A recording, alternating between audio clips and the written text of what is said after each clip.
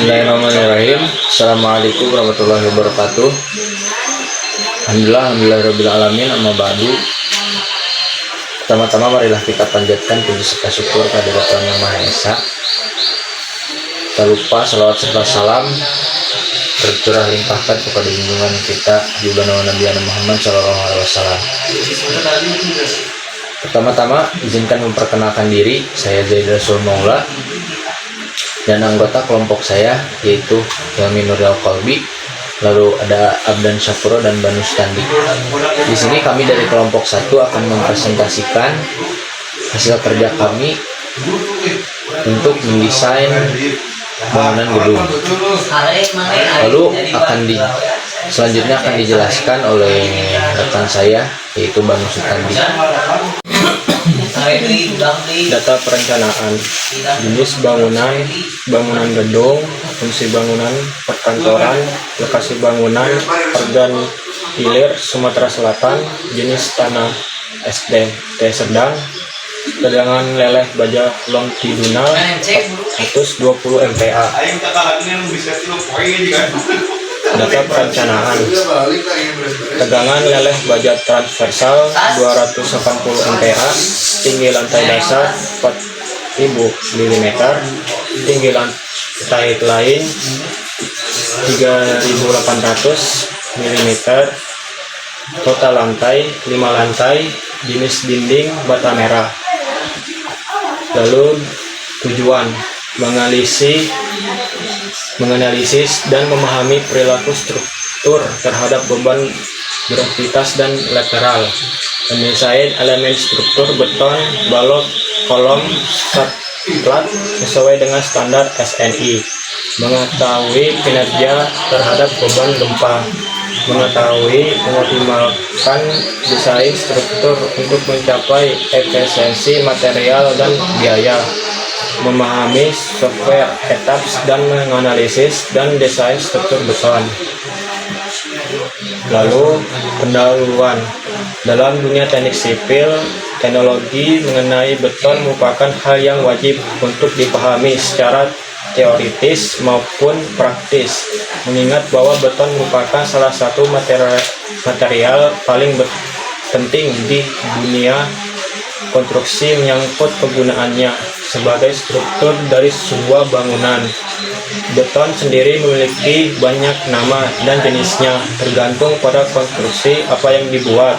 Dalam hal ini kami membahas mengenai proses mendesain struktur beton, dan setelah melakukan praktikum struktur beton ini diharapkan mahasiswa bisa mendesain dan bisa menerapkannya dalam dunia pekerjaan nanti dengan menghasilkan beton yang berkualitas tinggi. Di sini saya akan melanjutkan. Di sini ada data pembebanan, yang dimana data pembebanan ada beban vertikal. Beban vertikal terdapat beban mati atau DL, dihitung berdasarkan berat struktur itu sendiri. Material yang digunakan untuk struktur gedung ini adalah beton normal konvensional dengan berat isi sebesar 2.400 kg per meter. Lalu data pembebanan beban vertikal, itu beban gravitasi.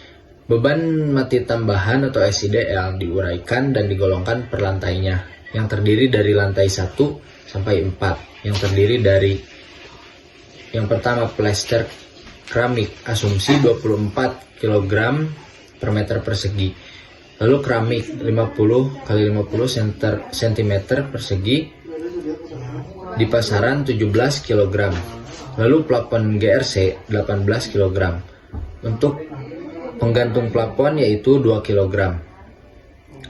Mechanical, electrical, dan plumbing asumsi dengan 0,81 kN per meter persegi dan bata merah 1,82 kN per meter persegi. Lalu data beban vertikal, beban mati tambahan SIDL diuraikan dan digolongkan per lantainya, yang terdiri dari lantai 5, yang terdiri dari plafon GRC 20 kg. Mohon maaf, untuk plafon GRC yaitu 18 kg. Dan mechanical, electrical, dan plumbing asumsi 0,81 kN per meter persegi dan bata merah 1,82 kN per meter persegi. Oke, untuk preliminary desain tebal plat dan balok terdapat pada tabel yang telah ditentukan. Oke, untuk mutu baja tulangan adalah 420 MPa dan terdapat balok-balok tepi, maka tebal minimum platnya adalah LN per 33. Balok anak dianggap perletakan sederhana, tinggi minimumnya adalah L per 16. Balok induk mengikuti ketentuan umum yaitu nilai H-nya L per 12. Oke, di sini ada 3 komponen yaitu plat lantai, balok anak, dan balok induk. Untuk H pakai pada plat lantai yaitu 130 mm, pada balok anak 250 mm, dan balok induk 350 mm. Untuk B pakainya yaitu terdapat pada balok anak dan balok induk. Untuk balok anak yaitu 250 mm dan balok induk 250 mm. Denah, balok, dan kolom. Terdapat denah lantai 1 dan 4 pada gambar tersebut dan denah lantai 5. Oke, tributary area. Pada tributary area terdapat dua komponen yaitu beban mati sendiri atau DL dan beban berat mati tambah SIDL. Pada berat mati sendiri DL terdapat plat lantai, balok induk, balok anak, dan kolom. Pada plat lantai dengan nilai 327,60, balok induk 99,75, balok anak 26,25, dan kolom 58,37 dengan total 527,33. Lalu ada berat mati tambah SIDL dengan keramik, plafon, MEP, dan dinding bata. Untuk keramik dengan nilai 6,30, plafon 31,50, dan MEP 42,00, dan dinding bata yaitu 39,71 dengan total 119,51. Untuk beban hidup yaitu dengan total 168,00. Untuk selanjutnya ada pemodelan. Untuk pemodelan di sini ada 5 lantai. Untuk lantai pertama dengan ketinggian 4 meter dan lantai 2 sampai lantai 5 dengan ketinggian 3,8. Untuk data lantai dan denah dengan material beton 17 MPa dengan berat isi 2.400 kg per meter kubik. Untuk modulus elastisitasnya 1937,8,6 MPa. Untuk material BJTS 420 dengan berat isi 7.850 kg per meter kubik. Modulus elastisitasnya 200.000 MPa. Dengan material BJTS 420 dengan nilai minimum FY yaitu 420 MPa, minimum FU 525 MPa, FYE 525 MPa, dan FUE 656,25. Untuk balok induk dengan material beton 17 MPa dan dimensi 600 x 600. Untuk balok anak dengan material beton 17 MPa dengan dimensi 250 x 250. Untuk penulangan bawaan balok ada longitudinal dengan BJTS 420 dan transversal BJTS 280. Untuk nilai faktor kekakuan balok tertera pada gambar tersebut. Oke, untuk plat lantai dengan material beton 17 MPa dengan ketebalan 130 mm dan dengan nilai faktor kekakuan tertera pada gambar tersebut. Baik, di sini saya akan melanjutkan penjelasan dari teman saya, Hilmi Nurul Kolbi, yaitu titik pembebanan pada struktur gedung dari lantai 1 sampai 4 dan titik pembebanan dari lantai 5. Setelah itu penentuan respon spektrum. Untuk menentukan respon spektrum yang dimana nilai yang didapat dan dimasukkan pada pemodelan respon spektrum didapat dari desain respon spektrum. Lalu nilai yang dicari yaitu nilai SS yang dimana didapatkan dengan nilai 0,051 dan nilai S1 didapatkan 0,077 dan jenis tanah yaitu berjenis tanah sedang. Setelah itu kita memasukkan load pattern atau beban yang dimana di dalamnya ada beban hidup, beban mati tambahan, beban atap, beban gempa arah X dan beban gempa arah Y. Setelah itu, kita memasukkan pada beban gempa arah X nilai SS, S1, dan side class yang kita dapatkan dari desain respon spektrum. Begitupun pada beban gempa arah Y.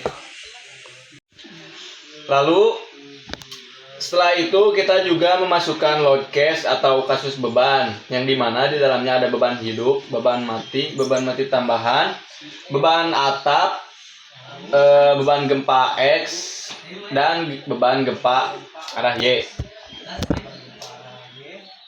Dan pada kasus beban gempa arah X kita mendapatkan scale faktor sebesar 135,22 dan beban gempa arah Y mendapatkan nilai scale faktor sebesar 135,16. Lalu untuk selanjutnya, di sini kita melanjutkan pada beban pelat. Yang pertama ada beban pelat lantai 1. Di dalamnya ada beban hidup dan beban mati tambahan. Yang dimana beban hidup dan beban mati tambahan tersebut terdapat pada tiap ruangan yang ada pada lantai 1, lalu pada koridor dan juga pada lobi. Bisa kita lihat pada gambar yang telah dilampirkan. Lalu untuk beban pelat lantai 2 sampai lantai 4 terdapat juga pembebanan, yaitu beban mati dan beban mati tambahan. Sama seperti pada lantai 1, akan tetapi bebannya yang berbeda antara lantai 1 dan lantai 2 dan seterusnya. Lalu untuk lantai 5, beban pelat pada lantai 5 yaitu beban roof life dan beban mati tambahan dengan nilai yang terdapat pada gambar. Kita lanjut pada tampak 3D hasil pengecekan. Jadi kita bisa analisis dan cek hasil dari pengecekan. Bisa dilihat yang ditandai dengan warna pink pada kolom, dan struktur pada bangunan tersebut tidak ada struktur yang tidak aman atau beban berlebih.